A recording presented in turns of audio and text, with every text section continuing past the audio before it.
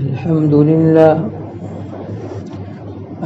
لله نحمده ونستعينه ونستغفره ونؤمن به ونتوكل عليه ونعوذ بالله من شرور أنفسنا ومن سيئات أعمالنا من يهده الله فلا مضل له ومن يضلله فلا هادي له ونشهد أن لا إله إلا الله وحده لا شريك له ونشهد أن سيدنا وشفيعنا ومولانا محمدا عبده ورسوله صلى الله عليه وعلى آله وصحبه وبارك وسلم تسليما كثيرا أما بعد قال الله تبارك وتعالى في القرآن المجيد فأعوذ بالله من الشيطان الرجيم بسم الله الرحمن الرحيم لقد كان لكم في رسول الله أسوة حسنة وقال تبارك وتعالى قل إن كنتم تحبون الله فاتبعوني يحببكم الله ويغفر لكم ذنوبكم صدق الله العظيم وعن أبي سعيد الخدري رضي الله تعالى عنه قال رسول الله صلى الله عليه وسلم من أكل طيبا وعمل في سنة وأمن الناس بوائقه دخل الجنة وقال النبي صلى الله عليه وسلم من تمسك بسنتي عند فساد أمتي فله أجر 100 شهيد أو كما قال النبي صلى الله عليه وسلم۔ محترم حضرات، پچھلے جمعہ حضرت ابو سعید خدری رضی اللہ تعالیٰ عنہ کی روایت بیان فرمائی تھی، جس کا ترجمہ یہ تھا۔ حضرت ابو سعید خدری رضی اللہ تعالیٰ عنہ ارشاد فرماتے ہیں کہ نبی کریم صلی اللہ علیہ وسلم نے ارشاد فرمایا، جس نے حلال غذا کھائی اور سنت پر عمل کیا اور لوگ اس کی تکلیفوں اور ایذا رسانیوں سے محفوظ رہے، وہ جنت میں داخل ہو گیا۔ جنت میں داخل ہونے کے لیے مختصر نسخہ حضور پاک صلی اللہ علیہ وسلم نے اس حدیث پاک میں بیان فرمایا۔ اس میں 3 باتیں ارشاد فرمائی۔ پہلی بات تھی حلال غذا کا کھانا، اس پر پچھلے جمعہ روشنی ڈالی گئی۔ دوسری بات جو اس حدیث پاک میں حضور پاک صلی اللہ علیہ وسلم ارشاد فرما رہے ہیں، وہ عمل فی سنتی، جس نے سنت کے مطابق عمل کیا، یعنی اتباع سنت، حضور پاک صلی اللہ علیہ وسلم کی بتلائی ہوئی سنتیں اور ان کے طریقے کے مطابق زندگی گزارنا۔ اللہ تبارک و تعالیٰ نے حضور پاک صلی اللہ علیہ وسلم کو مبعوث فرمایا اور آپ کے ذریعے سے زندگی گزارنے کے تمام شعبوں میں سنتیں، طریقے اور عمل بتلائے گئے، جس سے یہ بات سمجھ میں آتی ہے کہ اللہ تبارک و تعالیٰ کو زندگی گزارنے کا اگر کوئی محبوب اور پسندیدہ طریقہ اللہ کے یہاں ہے تو وہ حضور پاک صلی اللہ علیہ وسلم کی زندگی کا طریقہ ہے کہ آپ نے کیسی پاکیزہ زندگی گزاری، آپ صلی اللہ علیہ وسلم کا کھانا کیسا تھا، کھانے کا طریقہ کیا تھا، آپ کا پینا کیسا تھا، پینے کا طریقہ کیا تھا، آپ نے معاشرت، اس کے علاوہ آپ صلی اللہ علیہ وسلم کی ضروریات زندگی، کھانا پینا سونا، یہ ساری چیزیں ضروریات زندگی ہے. آپ نے ضروریات زندگی میں کیا طریقہ اپنایا؟ یہ وہ پسندیدہ طریقہ ہے، یہ وہ محبوب عمل ہے جو اللہ کو بہت پسند ہے. اسی لیے اللہ تبارک و تعالی قرآن کریم میں ارشاد فرماتے ہیں لقد کان لکم فی رسول اللہ اسوۃ حسنہ. اللہ فرماتے ہیں اے ایمان والو، تمہارے لیے حضور پاک صلی اللہ علیہ وسلم کی زندگی میں بہترین نمونہ ہے. آپ کی زندگی قابل اتباع ہے، آپ کی زندگی قابل عمل ہے. انسان کسی اور زندگی کا محتاج نہیں ہے. بزرگوں نے مثال دے کر سمجھایا، کوئی انسان اپنا نیا کرتا سلانا چاہتا ہے، درزی کے پاس گیا اور پرانا کرتا اس کو دیا اور یوں کہا جیسا یہ پرانا کرتا ہے اسی کے مطابق نیا کرتا آپ کو سینا ہے. اس نے جو اجرت بیان کی، جو اس کا محنتانہ بیان کیا، اگر وہ اسی کے مطابق اگر سیے گا، پرانے کرتے اور ناپ کے مطابق اگر سیے گا، تو یہ انسان اس کو اس کی اجرت اور محنتانہ بھی دے گا. اور اگر سینے والے درزی نے پرانے کرتے کے مطابق سینے کے بجائے کچھ اونچا کر دیا، کچھ نیچا کر دیا، تو وہ کپڑے کا جو مالک ہوگا اس بات کو پسند بھی نہیں کرے گا. محنتانہ تو کیا دیتا، اس کا جو کپڑا تھا جو اونچا نیچا ہو گیا، وہ اپنے کپڑے کی اس سے قیمت مانگے گا. اللہ تبارک و تعالی بس یہی سمجھانا چاہتے ہیں، ہم جو زندگی گزار رہے ہیں، ہمیں حضور پاک صلی اللہ علیہ وسلم کی جو زندگی ہے وہ ہمارے لیے نمونہ ہے. ہم اپنی زندگی کو اس کے مطابق بنائے، ہمارے لیے وہ سیمپل ہے، نمونہ ہے. ہم اگر اتباع چاہتے ہیں، آپ نے جیسی زندگی گزاری، آپ نے جو کھانے کا طریقہ اپنایا، سونے کا طریقہ اپنایا، ہم اسی کے مطابق جان کر سیکھ کر اس کے مطابق عمل کریں گے تو اللہ ہماری زندگی سے بہت خوش ہو جائیں گے.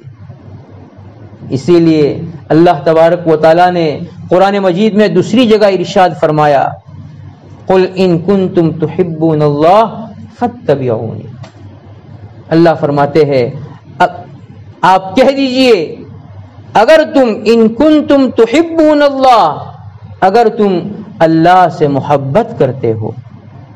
ہمارے دل میں یہ بات ہے کہ ہم اللہ سے محبت کرتے ہیں.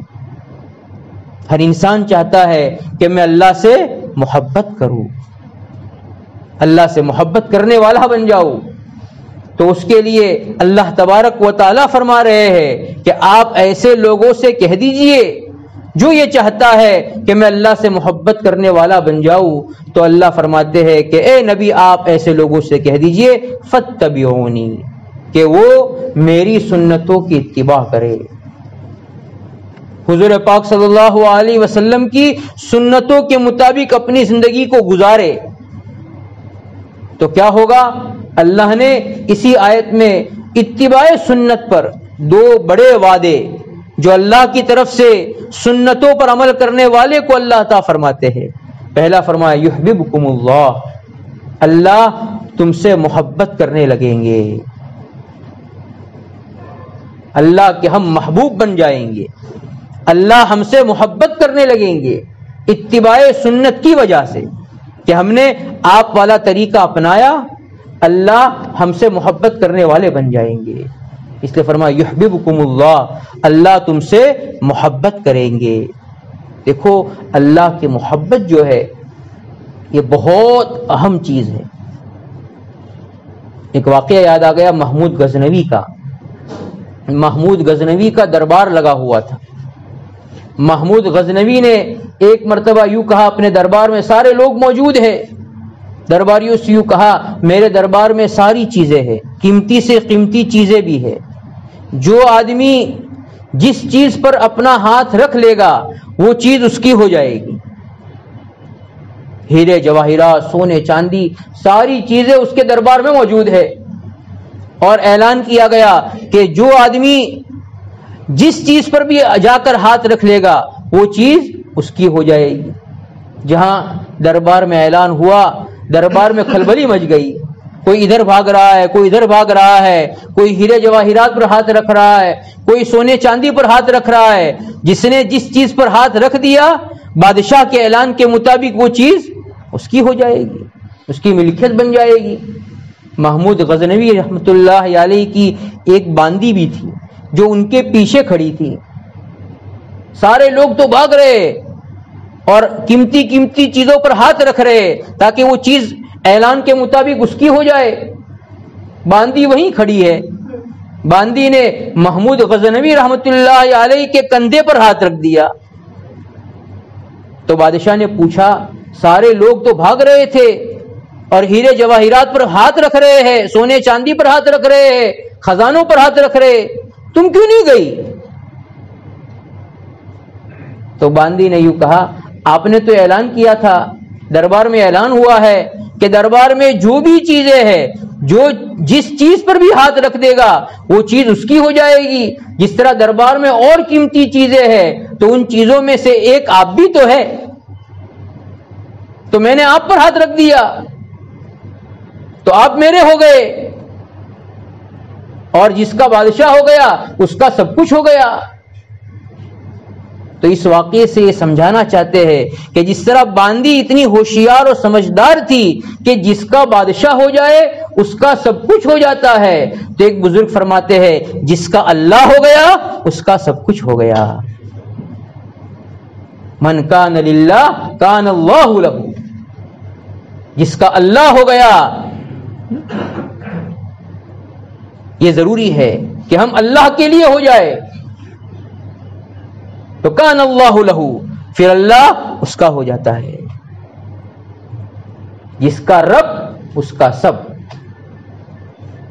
اس لیے اپنے رب کو منانا، اور رب راضی ہوتے ہیں حضور پاک صلی اللہ علیہ وسلم کی بتائی ہوئی جو زندگی ہے اسی زندگی کے مطابق زندگی گزارنے سے۔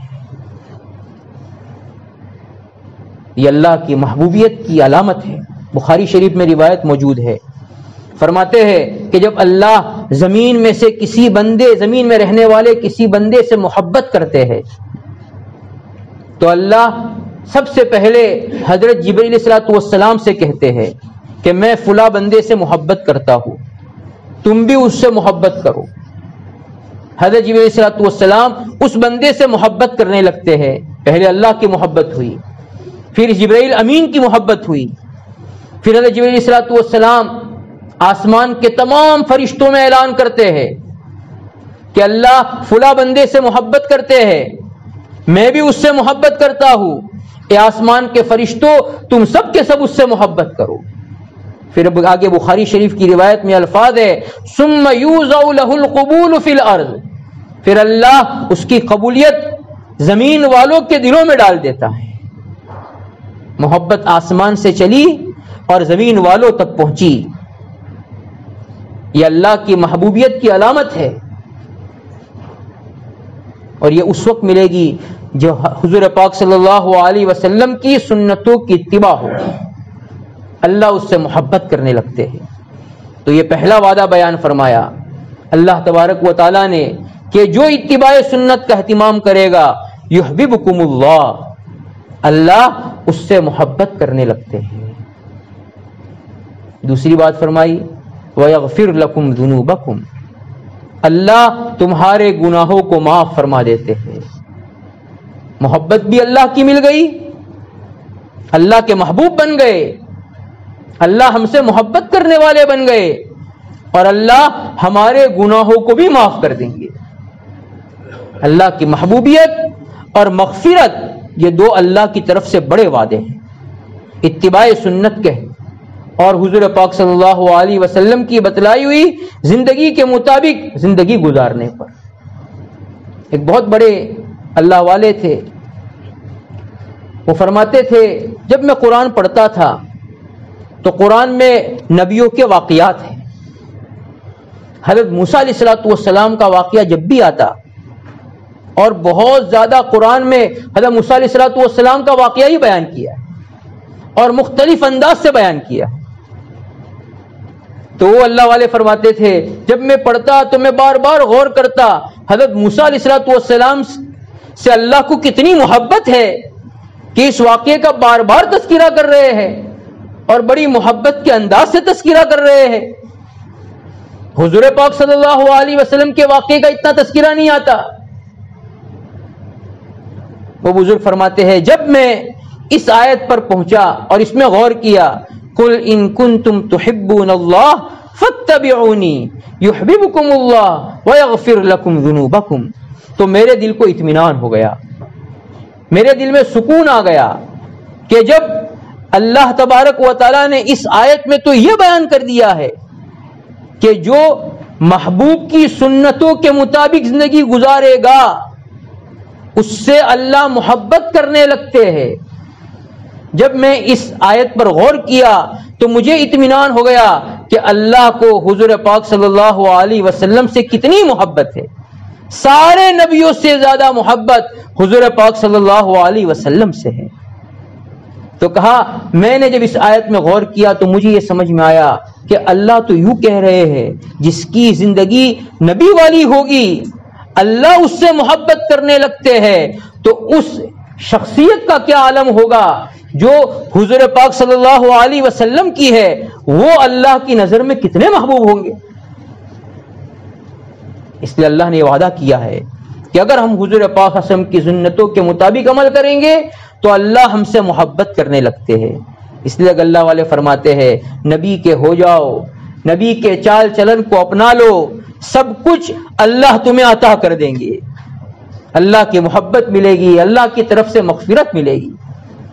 قرآن میں یہ دو بڑے وعدے ہیں. اور حدیث پاک جو پڑھی جس میں حضور پاک صلی اللہ علیہ وسلم نے بھی مختلف انداز میں عجیب عجیب وعدے روایتوں میں بیان فرمائے ہیں. پہلا وعدہ کیا فرمایا؟ آپ صلی اللہ علیہ وسلم فرماتے ہیں من تمسک بسنتی، جس نے میری سنت کو مضبوطی سے پکڑا، آپ صلی اللہ علیہ وسلم کی سنتوں پر جمع رہا، فلہ اجر 100 شہید، اللہ اس کو 100 شہیدوں کا ثواب عطا فرمائیں گے. شہید کا مقام بہت اونچا مقام ہے.